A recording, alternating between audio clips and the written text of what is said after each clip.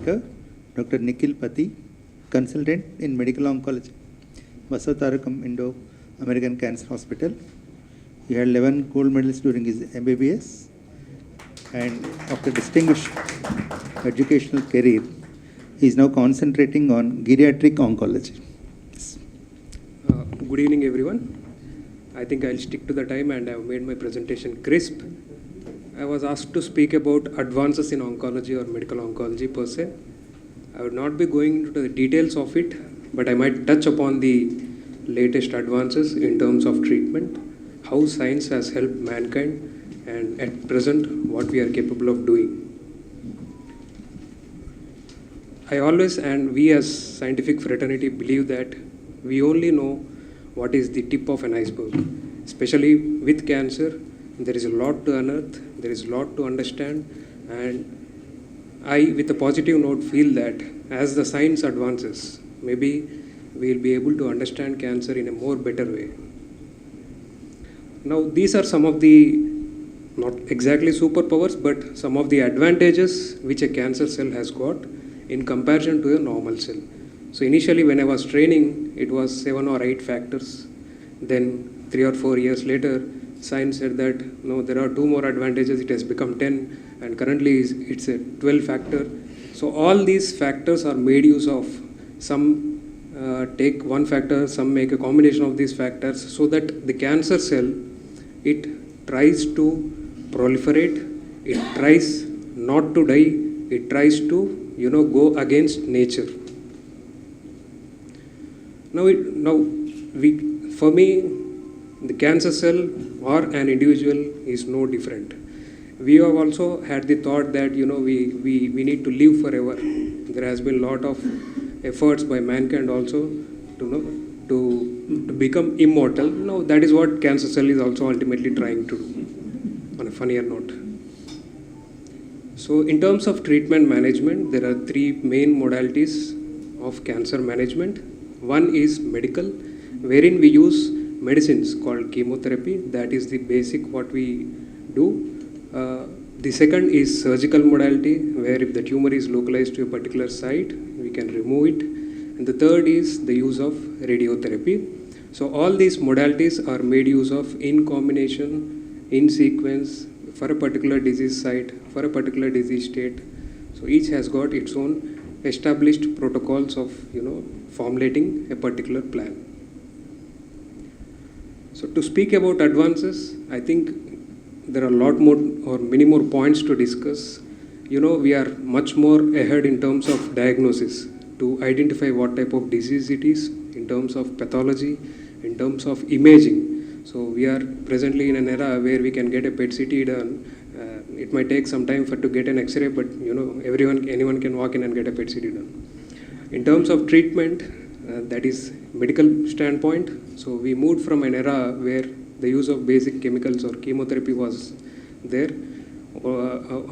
During the subsequent 10-15 years, we moved into an era of doing some targeted therapy. And then we are presently in an era where we are doing immunotherapy. In terms of surgery, the extensive surgeries, say for example for breast cancer, there was a time when people used to remove the entire breast, chest wall muscles, sometimes ribs, and a lot of armpit tissue. But that has slowly gotten down to remove only the tumor tissue, as well as narrowing it down to check for the involvement of tissue in the armpit and remove whatever is only needed without compromising the outcomes. In terms of radiation, so there were initially larger radiation fields, little more side effects. Then we narrowed it down to only the involved area. Now we are able to make 3D formulated designs, and we are presently in an era where there is a specific type of radiation called proton beam therapy, which absolutely has got no side effects, and it hits bang on the target. In terms of diagnostic testing, so we are in an era of personalized medicine. So earlier, somewhere around 80s or 90s, breast cancer was only 1 type, lung cancer was only 3 types. Now, with more understanding and availability of molecular techniques, we can say that the breast cancer is of 4 types, lung cancer is more than 10 types. I may have A type of cancer, another person can have B type of cancer, another can have C, D. So not everyone's cancer is the same. We identify what type of cancer it is, and then we have got management strategies which are individualized to each subtype. Also, we are very much in a luxurious area where we can get genetic testing also. About 10 or 15 years prior, getting a genetic analysis done was too costly. It was reaching up to $1 lakh. But with more labs coming up, more accessibility and more collaborative efforts, we are able to get that done in few thousands, which not only is helpful for the patient, but also for the entire family. And also in terms of health policies. So to say like the Arogyasri or the Pradhan Mantri PMJAY Yojana, so it covers approximately 10 to 15 lakhs of the cancer treatment. I can, as a treating physician, I can say that about 80% of cancers can be treated at a very decent note. So everyone should be made use of, or everyone should be aware that these are diseases which can be treated with government policies. One should be aware, they should come to treatment. So just to touch upon few advances, so this slide depicts the antibodies as well as antibody drug conjugate. What is an antibody? So a cell expresses certain proteins on its surface. So based on certain protein types, the normal policing cells recognize them and kill them. That is what normally happens. Now sometimes the police cells sleep, they don't function. So is there any way where we can target these cells? So we can prepare by bioengineering methods certain proteins which can identify these proteins on the cells. So once these proteins are tagged, then the police cells might come and attack and kill them. So that is the basic principle of antibody. Now we have gone a step more. What we can do is we can also add some chemical or chemotherapy drug to that particular protein. Now, in general chemotherapy, it attacks the normal cell as well as the cancer cells. Now, this particular chemotherapy, since it's tagged to a particular antibody, only cells which express those proteins are identified, and it helps in localized delivery of chemotherapy to that particular cell. So, in theory and also in practicality, the side effects with these particular antibody drug conjugates is far less compared to chemotherapy. So people generally ask me what is targeted therapy, how do they look like? They are nothing but all molecules, powders and liquids which needs to be mixed and administered. So these are some of the novel drugs. They have proven to be quite effective. Some of them have increased the disease progression free time. Some of them have increased the longevity also. So the first two tongue twister names are used in breast cancer. The third is used for bladder cancer. The fourth is also used for urinary bladder cancer.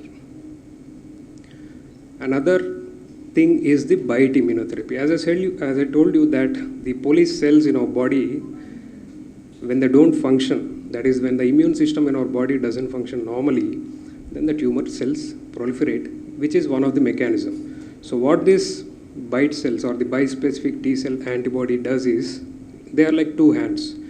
It pulls the cancer cells with one hand and pulls the police cell with the other hand, and then transfers the cancer cell to the tumor cell so that the cell killing is done. So this is an example of a drug which is used to treat blood cancers. So the third is the CAR T cell therapy. Now again, what they did here is they isolate the police cells from the patient.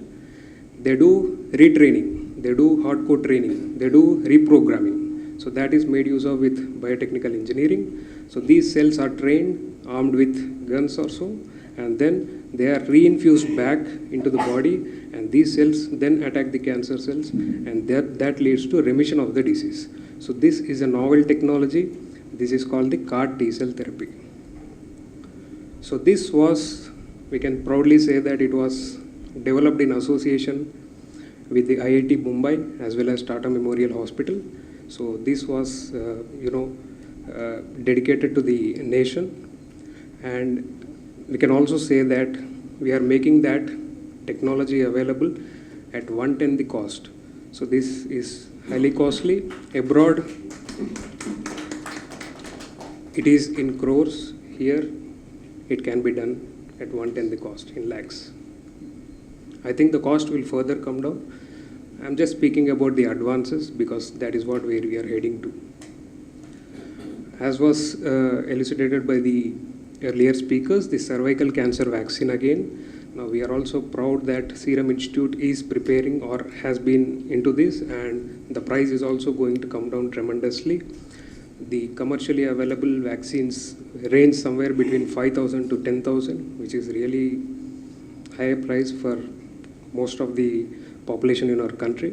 So if that comes at an affordable price, if there is a policy making, as was said that there would be a budget allocation in 2024 also, if it gains a place in the national immunization program, maybe over the next 2 decades, or the WHO also feels that by 2050, if the vaccination becomes universal, we can at least contain the next generation from developing cervical cancer. Now, immunotherapy. So, majority of our patients, whether educated or not, they'll ask me, "Docs of immunotherapy." So, what is this immunotherapy? It is nothing but, again, the same principle, wherein there are a lot of cell-to-cell interactions between the immune cells, between the tumor cells. Now, these cancer cells are very clever. They try to negate the immune cells. They don't want to come in front of the policing cells. They hide, they sleep, they change their appearance. So, there are certain interactions by which they block or, they corrupt the police cells and escape. Now, that corruption or that blockage is negated by this immunotherapy, so that the police cells kill the tumor cells. So these are again some of the molecules which are available when used judiciously. So these patients benefit from this immunotherapy very effectively. Some of them have got very long lasting responses. It is not that each and everyone will benefit from this. So it has to be tailor-made. Check which patients benefit from this. This is again very different from conventional chemotherapy. So this slide, I just wanted to show that because in the media there was hype about 6 months or 1 year back that there was a wonder immunotherapy drug which cured colon cancer, which cured endometrial cancer. So this every patient used to show in his phone, "Doc Saab, idi mana daggara unda. We can use this or what?" So again, it works on the same principle of using immunotherapy. And as depicted in the chart, each blue line represents a single patient. So all these patients were given immunotherapy. About 95% of these patients had significant decrease in their tumor, and they all underwent surgery and they were all cured. But to note that these are all highly selected patients. These patients have got a particular mutation or a particular protein change based on which these patients were treated. So we should not take any news, whatever comes up in the social media, on the face value of it. We should also look into the deeper science involved.